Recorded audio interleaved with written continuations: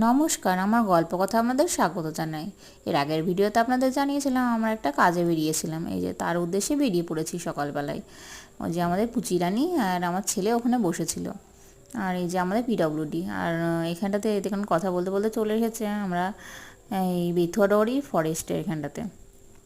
আমি আমার ছেলে আর মেয়ে সকালবেলাতে বেরিয়ে পড়েছিলাম। আমার হাজব্যান্ড ছিল না বাড়িতে, আমার হাজব্যান্ড শ্বশুর বাড়ি গেছিলো, মানে ওর বাড়িতে।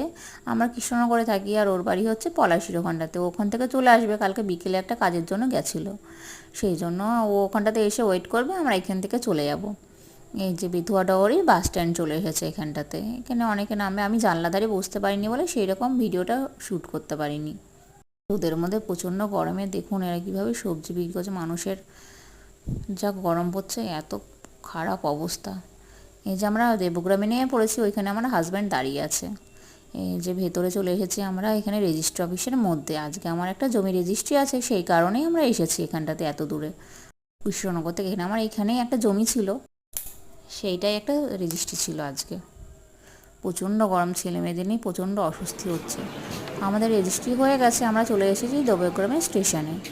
এখানটাতে একটু ঠান্ডা কোল্ড ড্রিঙ্কস নিলাম আর একটা চিপস নিলাম, আর বাচ্চারা ওখানটাতে বসে আইসক্রিম খাচ্ছে।